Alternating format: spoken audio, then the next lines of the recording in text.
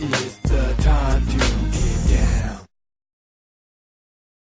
Are you ready to talk about some weed? Yeah. Times are a-changing, but some things stay the same. You start each morning with a cup of coffee every day. Maybe hit the snooze, turn on the local news, but nothing good comes from a one-sided point of view. Marijuana for dummies. Come for the info, stay for the reefer. Marijuana for dummies. Come for the info and stay for the reefer. Yes. Marijuana for Dummies, where we resist the miseducation of marijuana. It is part of our calling, so much of what we do. And today we have a bunch of stuff, as always, to talk to you about. But before we get started, let me do as I so often do, is tell you what I'm smoking. I'm having Romulan OG because actually I went to the dispensary. By the way, I have a new dispensary because my old one got shut down for whatever reason. I went there and it was shuttered. And so I did a quick search on my phone and went to another dispensary downtown, near downtown by the USC campus. Because shopping in the hood, you tend to get better weed for less money. And so I'm finishing up this Romulan OG, which, you know, I'm down to the last stuff, so I don't need to show it to you per se. But it's a wonderful strain. Let me tell you about it. The Romulan is named after the alien Star Trek race, is a powerful indica, even though some people say that it's becoming more of a hybrid, but it certainly is still classified as an indica with profound indica-like effects. In other words, pin you to the chair weed. Normally I don't smoke this in the morning, but you know, I grabbed the raw container and so it is. You know, I try hard not to go back to bed, so wish me luck. But the Romulan strain is very good. Now, let me tell you what it was going for at the dispensary. When you go to the dispensaries, they usually have a few levels of grades of the quality of the weed, all of which will be better than, if you haven't smoked in the last 10 years or whatever, every weed they have is way stronger than anything you know. If you're one of the people, I smoked back in college, yeah, whatever. This weed is going to kill that, okay? So they have 3 levels. Now, the 3 levels they had were 65 for half an ounce or 14 grams, okay? The next one was $85 for half an ounce or 14 grams. And then there was $105 for half an ounce or 14 grams. So I got 4 different half ounces. So 4 different, and then they give me a couple of joints with that and some papers and a little cigarette lighter. So I tend to get the top, and this is what I tell them. I say, give me your best indica, your best sativa, your best hybrid, and the next best thing in the shop. Give me a half ounce of all that. And they get happy. I just sit down and they start weighing out my stuff. Now, that ended up costing me 400 bills for 2 ounces. So roughly that's $200 an ounce, which is the top shelf. I told you previously it had been around that, but it had dropped down at one point to around 160. Right. Seems it's come back up to around 200, but that's for the best in the shop. Got it. For $200 an ounce, you're getting the best in the shop, and you could be paying as little as $130. Okay, based on getting their lesser grades. If I had to use a correlation, because I don't smoke, of course, He does not smoke. Vic has been I'll testify. Right. He's been the designated driver since before the term existed. Right. Don't smoke, don't drink. I know people could. Don't smoke, That's don't a drink. Whole different subject. There's a reason why. Probably I was abducted by Martians. But anyway, here's the qualifier. There's an area of alcohol where people say, this is the stuff. This is where you're paying for the best. Now, with alcohol references, depending on what it is, the more you pay, it's supposed to be assumed that it is the best. If you had to put this relative to the value of what you're paying for and use the equivalent of an alcohol brand that you said, Victor, this is relative to me going out and buying this particular type of drink or alcohol, that's the value you're getting, and it's less money or more. I know it's hard, but I have to try to use a correlation. Yeah, and I can try, Vic, but I can explain the ways that it's different.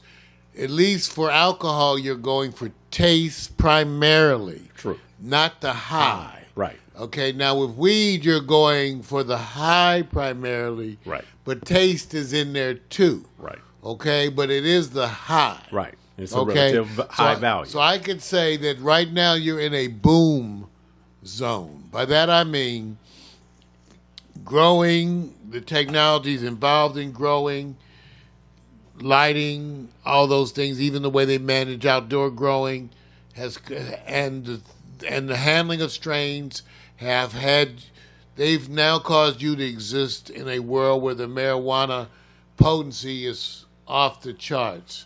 Maybe for less money. For less money. So, almost 10 times as strong, maybe. Now, that's... Well, no. Not for less money. Okay, see because because back then things were so cheap, they actually had a $10 ounce. Got it. Back when we were in high school. Got it. So, no, they don't have that. But from the days when an ounce was like, $800. Right. Now an ounce is like $200. So if you took... There was a time where right. an ounce of this weed was $2,000. That's like going to buy an expensive bottle of alcohol, and if you had to use that relative value and say, guess... Yes, like Cristal. Thank you. There was so much... Back in the day when I was smoking that Mexican brown, it's because this chronic, the early days, that stuff was so expensive. It was like priced like gold.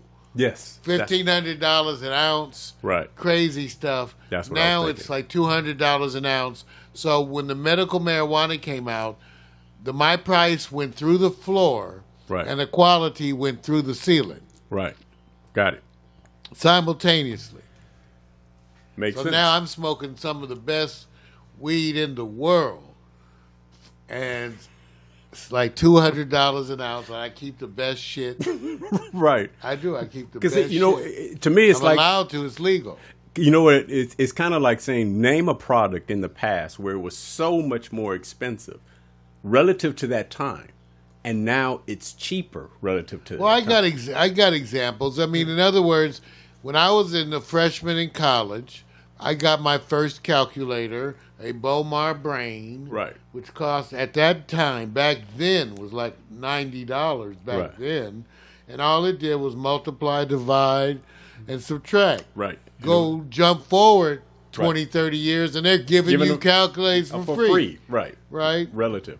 So it's totally relative the way things go, how much you spend, right. how much those things cost, because now they're available. There was a time when you could only buy phones right. from the phone company, and yeah. then they had you over a barrel. Yeah. And they pretty much recreated the same scenario with the mobile phones, only to later on have it become a law or whatever that they had to let you buy from anybody. Same thing's going to happen with the mobile carriers. Got you. Yeah. They just know they're going to get away with it legally for 20 years right. and make a bunch of money. So that's the way a lot of these things go. Anyway, so the upcoming issues, I want you to be aware of medical marijuana has really got a big push now to go nationwide, primarily fueled by the money involved.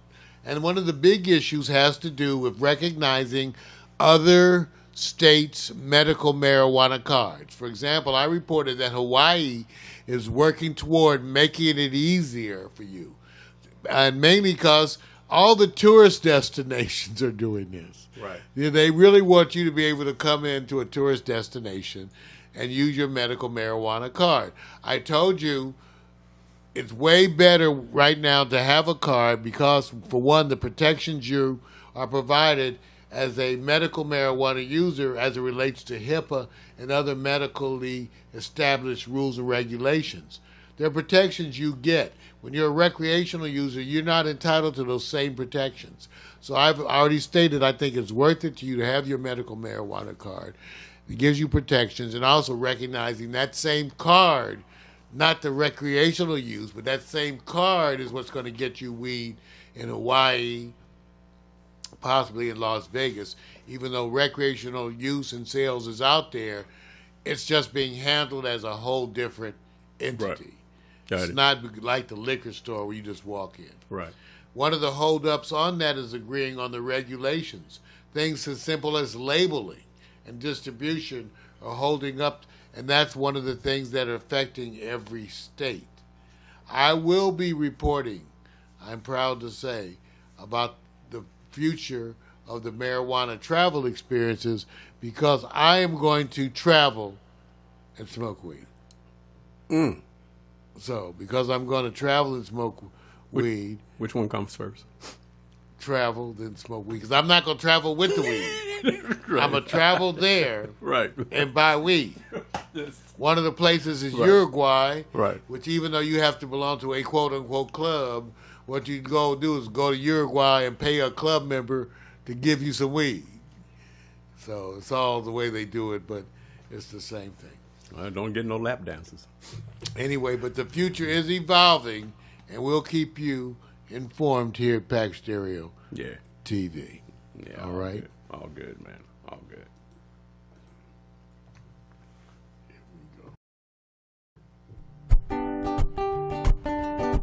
Times are a-changing, but some things stay the same. You start each morning with a cup of coffee every day.